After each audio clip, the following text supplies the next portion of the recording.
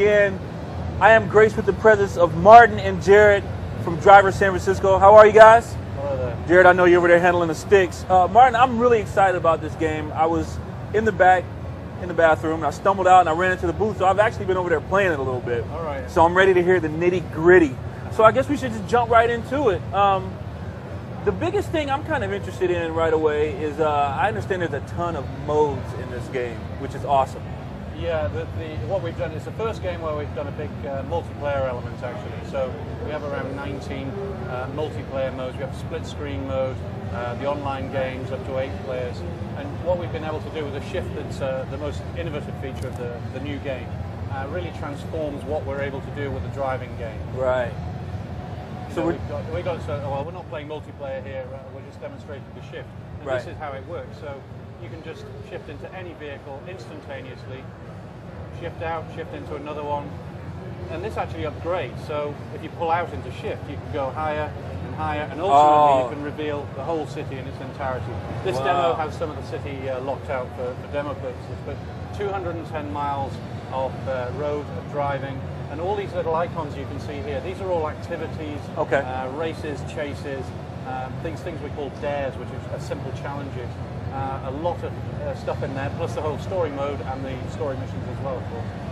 Very nice, man. It looks awesome. Well, it runs in, I'm not sure if this comes across on TV, but it's running in 60 frames a second.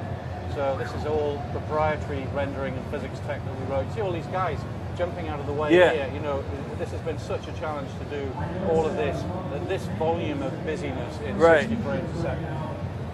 And this is just, you guys really focused on the driving, which is what I really noticed when I was over there playing. I mean, it's definitely got a nice feel for the cars and stuff like that, but it's definitely arcade. I know you didn't want to waste time with the other, with all the sims and stuff like that. This is kind of a serious arcade.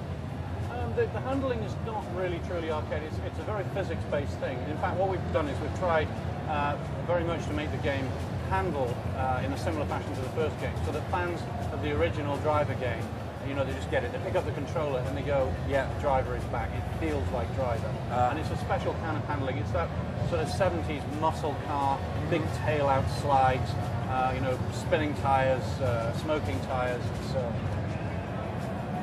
I'm just some of the cars. First time ever, actually, in a Driver game, we have real licensed cars. 130 different designs of real licensed car, which is, it just really helps us with the realism of the city.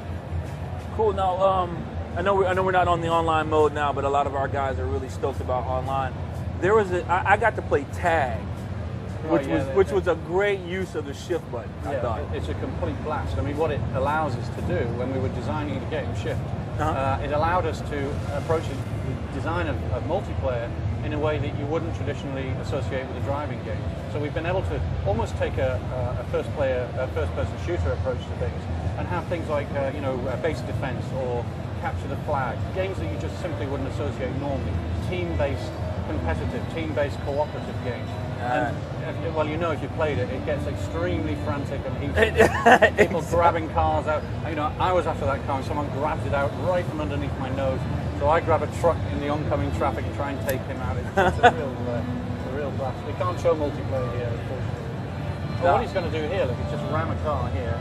And now, because you've rammed this car and it had the icon above it, we now set up a chase. Right. So we're now chasing after this. He's going to try and take her out with a...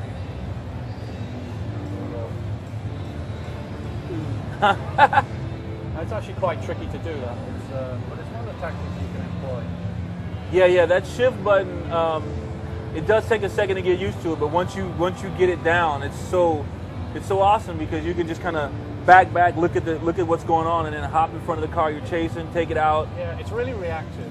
Some people use it to a greater extent than others. I mean, it's one of those things where people find their own level. We've had thousands of hours, obviously, of playtesting this and focus groups and so on, but we just noticed that some people just stay in the car more. Some like the tactics of shifting around. You find your own level. Now, I know you just mentioned you guys put a ton of hours of development there. This has been in development for quite some time, am I correct? 4.5 years. This is a huge game. I mean, there's lots of reasons why it has taken that long. It's a big game. It's got a lot of content in there.